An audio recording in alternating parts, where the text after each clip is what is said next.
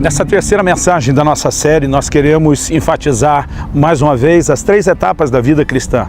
Em Mateus 7, 13 e 14, Jesus diz: entrai pela porta estreita, largue a porta, espaçoso o caminho conduz para a perdição e são muitos os que entram por ela. E no versículo 14 ele diz: porque estreita é a porta, apertado o caminho que conduz para a vida e são poucos os que acertam com ela. Já falamos de 3 etapas na vida cristã, começo, meio e fim, distinguidas na definição de Jesus como porta, caminho e alvo. Nessa terceira mensagem da série, nós queremos destacar o alvo. Na verdade, o Senhor Jesus mostra que passar pela porta e trilhar um caminho faz sentido para se alcançar o destino, né? O destino é o alvo. E no caso da vida cristã, é a vida eterna.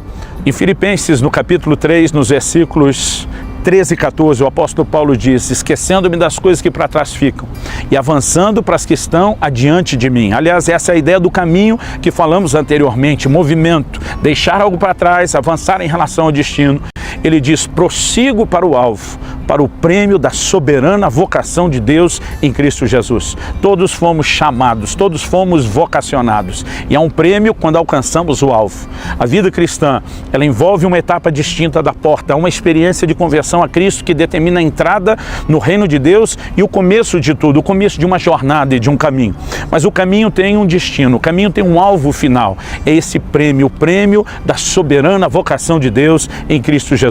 No livro de Hebreus, no capítulo 12, nós também somos encorajados a correr com perseverança a carreira cristã, esse caminho, não apenas a trilhá-lo, mas correr com determinação. E a Bíblia diz assim: olhando firmemente para o autor e o consumador da nossa fé, Jesus Cristo. Ele é apresentado não apenas como o autor, mas também como aquele que é o consumador da nossa fé. Jesus é aquele que dá início. A fé nos é dada ao passarmos pela porta, quando ouvimos a palavra de Deus. Mas essa fé não deveria ser abortada ao longo do caminho. Ela será consumada, ela terá o seu objetivo final alcançado quando nós finalmente chegarmos ao destino ou ao alvo. Aliás, é aí que vamos entender a declaração do apóstolo Pedro. Em 1 de Pedro, no capítulo 1, no versículo 19, ele diz: para que alcanceis o fim da vossa fé.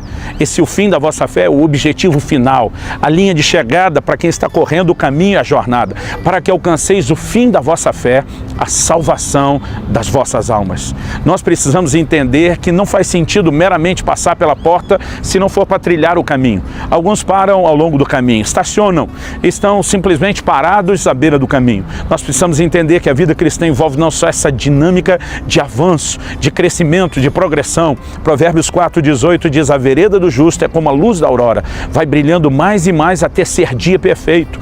Hoje, depois da santificação inicial que experimentamos pela porta, depois dessa progressiva que já falamos da palavra anterior, que é aperfeiçoar a santidade no temor do Senhor, estamos de olho no momento onde tudo isso será consumado.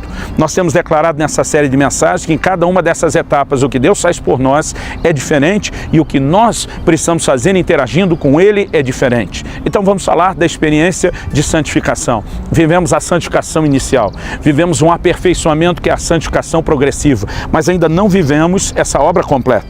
No livro de Romanos, no capítulo 8, onde o apóstolo Paulo fala com muita propriedade dessa obra de santificação, ele diz no versículo 23, e não somente ela, ele diz nos versículos anteriores que a natureza geme, mas agora ele diz: e não somente ela, mas também nós, que temos as primícias do Espírito, igualmente gememos em nosso íntimo, aguardando a adoção de filhos, a redenção do nosso corpo. 2 coisas que ele nos revela nesse texto. Tanto a ação do Espírito Santo, que nós já mostramos, é diferente quando passamos pela porta, é diferente quando trilhamos o caminho, porque antes da porta não temos habitando em nós. Depois da porta, ao longo do caminho, nós temos a sua habitação, o seu trabalho em nós. Mas aqui o apóstolo Paulo está dizendo em Romanos 8:23 que por enquanto nós temos as primícias do Espírito. Em outras palavras, ainda não temos tudo o que podemos ter. Ainda não vivemos a plenitude do que Deus planejou para nós. Temos mais do que antes de passar pela porta, com certeza, mas não temos tudo o que teremos quando finalmente chegarmos ao alvo. Outra coisa que ele nos mostra é que a redenção dos nossos corpos acontecerá somente no alvo. Nós precisamos entender que nessas 3 etapas da vida cristã, Deus faz algo no nosso espírito. O novo nascimento, passar pela porta, é uma experiência no nosso espírito. Agora, ao longo da caminhada cristã, o aperfeiçoamento da santidade, a santificação progressiva depois da inicial, ela tem muito a ver com a nossa alma. Tiago, no capítulo 1, no versículo 21, diz: recebei com mansidão a palavra em vós implantada. Está falando de alguém que já aceitou a Jesus. A Bíblia diz assim, ó, a qual é poderosa para salvar a vossa alma. A ideia de salvação, traduzida nessa palavra, também envolve a ideia de restauração. E aquilo que Deus fez no nosso espírito instantaneamente, gerando o novo nascimento, existe agora um aperfeiçoamento sendo produzido na nossa alma. Mas nesse momento, a carne ainda não foi diretamente tocada pela redenção. Nós precisamos, ao longo do caminho, subjugar a carne, mantê-la sob rédea curta. É isso que Paulo diz em primeira carta de Paulo aos Coríntios, no capítulo 9, no versículo 27, a gente lê sobre isso e diz: eu esmurro o meu corpo, eu reduzo a escravidão, para que depois de ter pregado eu não venha a ser desqualificado. Ele fala de domínio próprio, algo que nós exercemos ao longo da vida cristã. Por quê? A experiência inicial de santificação da porta gera um novo nascimento que é no Espírito. Jesus diz a Nicodemos: quem é nascido da carne é carne, quem é nascido aperfeiçoamento, que é a santificação progressiva. Mas ainda não vivemos essa obra completa. No livro de Romanos, no capítulo 8, onde o apóstolo Paulo fala com muita propriedade dessa obra de santificação, ele diz, Paulo diz em 1 Coríntios, no capítulo 15, a partir do versículo 50 até o 54, que carne e sangue não podem herdar o reino de Deus. Nós não poderemos entrar com esse corpo e com essa carne. O que no livro de Romanos ele chama do corpo do pecado. Na verdade, haverá necessidade de uma transformação. E Paulo diz, nem todos dormiremos, falando da morte, mas todos seremos transformados. A Bíblia diz, num momento, num abrir e fechar de olhos, os que morreram em Cristo ressuscitarão. A Bíblia diz, os vivos serão transformados.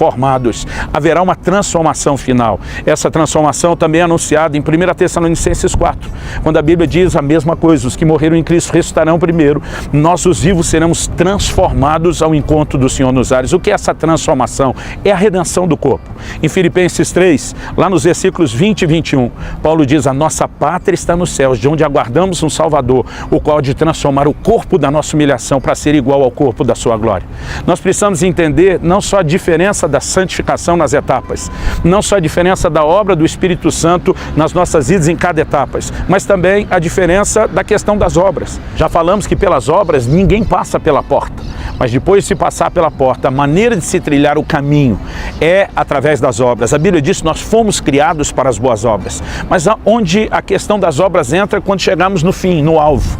A palavra de Deus nos diz que haverá recompensa. Em 1 Coríntios 3, no verso 8, a Bíblia diz que cada um será recompensado de acordo com as suas obras.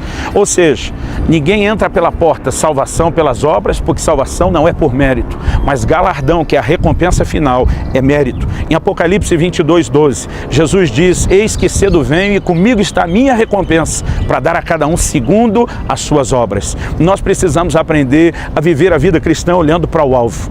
O apóstolo Paulo diz, as aflições desse tempo presente não podem se comparar com a glória que em nós será manifesta. Quando você enfrenta aquelas dificuldades ao longo do caminho que podem te fazer desanimar, é se você está ou não olhando para o alvo, que determina se você vai ter forças para avançar, que determina se você vai seguir com firmeza, com perseverança a vida cristã. Eu quero te dizer uma coisa, aquele dia quando eu e você finalmente cruzarmos essa linha de chegada, cada um de nós vai olhar para trás e não importa o que nós passamos, o que enfrentamos ao longo desse caminho, nós vamos dizer, valeu a pena. Aquele momento quando finalmente estivermos cara a cara com o Senhor Jesus e ouvimos da boca dele a frase, servo bom e fiel, entra no gozo do teu Senhor. Então, novamente, no nosso íntimo nós vamos dizer, valeu a pena. O que somos ensinados, quando o apóstolo Paulo fala sobre esquecer as coisas que ficam para trás, é que ao longo do caminho nós podemos errar, falhar, tropeçar, mas a possibilidade de perseverar, de insistir, de começar novamente, de avançar, mas o que ele diz é, nós temos que prosseguir para o alvo. Alguns equivocadamente acreditam que passar pela porta significa que está tudo resolvido. Outros estão vivendo esse caminho quase como se não houvesse rumo.